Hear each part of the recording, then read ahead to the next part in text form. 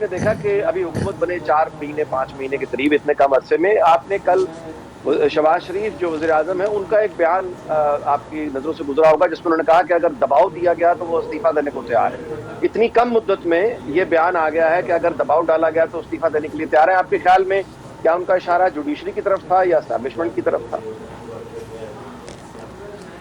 देखें, अगर उन्होंने सियासत करनी है, आपने कल ही सदर आसिफ अली जरदारी का बयान भी सुना होगा, लाहौर में ही उन्होंने दिया कि हम हुकूमत गिरा भी सकते हैं और हुकूमत बनाना भी जानते हैं। उन्होंने गिराने की बात की थी। और इसी अगर देखें, क्योंकि उन्होंने भी स्पेस उनको चाहिए पंजाब में, और उनको स्पेस नहीं मिल रही है इस लिहाज से कि जो मुआशी कत्ल इस वक्त आवाम का हुआ है। अगर किसी ने पाकिस्तान में सियासत करनी है तो उन्हें इस हुकूमत से अपने आप को मुनक़ते करना पड़ेगा।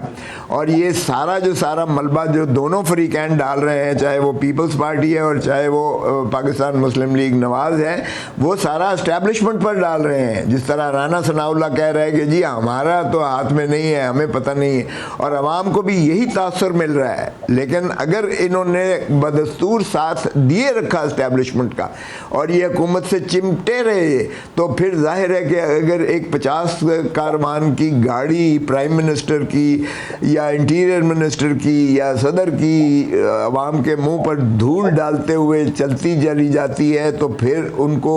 गम और गुस्सा, गैज़ व गज़ब अवाम का फिर इन सियासी जमातों के ख़िलाफ़ भी इस कदर शदीद होगा कि अगर आज इलेक्शन करवा लें तो इनका बिल्कुल सफाया हो जाएगा, इनकी ज़मानतें ज़ब्त होंगी। तो अगर ये सही सियासी बसीरत रखते हैं मोहतरम नवाज शरीफ साहब, तो ये कर गुजरेंगे अनकरीब, आप देखें। बुशरा बीबी का बतौर खातून अव्वल अमूर मुमलिकत से क्या लेना देना था, और वो भी खास तौर पे इतना अहम ओहदे पे ISI चीफ का हटना, उसमें बुशरा बीबी का मशवरा या उनकी इजाजत या उनकी सिफारिश, यानी ये कहां से आ गई? देखें, मुझे नहीं पता, लेकिन जो अभी की तवसत से जो सुनवाई होती है वो ये है कि बुशरा बीबी पर उन्होंने इल्ज़ाम लगाया था कि ये हो रहा है गोगी पर फलाना फलाना फलाना, तो कि अपना घर को संभालो। तो अगर इस तरह की बात करेंगी तो जाहिर है इमरान खान उनसे बात नहीं करेगा अपनी बीवी से कि भाई ये बताओ ये क्या है। तो वो अगर कहती है कि ये झूठ बोल रहा है और ये जाहिर है कि वो अगर उनके ख़िलाफ़ बात करेगी तो फिर एक खामद का क्या रिएक्शन होगा, आप बता दें। मैं ये कोई इस तरह नहीं कह रहा हूँ कि मुझे जैसे इल्म हो, लेकिन मैं एक आपको इस्तिआरे के तौर पर कह रहा हूँ कि अगर इस तरह, चूँकि जो सारी बातें शुनीद में आई हैं वो यही आई हैं कि जनरल आसिम ISI के हेड के तौर पर उन्होंने कोई ऐसी बातें की थी जिसका जाहिर है कि फिर तकाबल कराना तो ज़रूरी होता है। अपनी किसी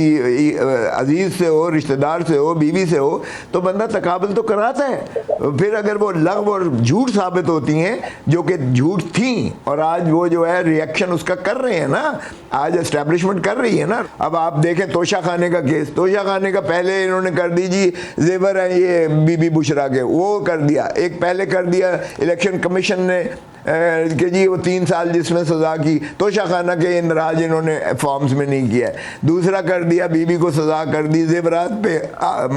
इसको भी अपना इमरान खान साहब को भी, और उसमें भी ज़मानत हो गई। तीसरा केस अब कर दिया है, तो अदालतों से तो इंशाअल्लाह रिलीफ मिलेगी ही मिलेगी। राना सनाउल्लाह या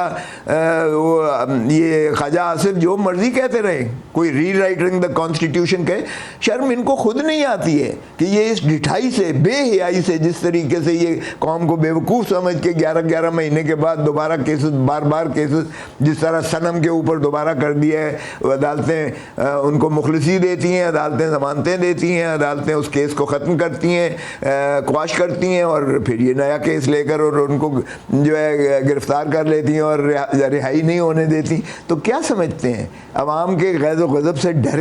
डरें उस दिन से जब लोग सड़कों पर होंगे, आपको राय फरार नज़र नहीं आएगी।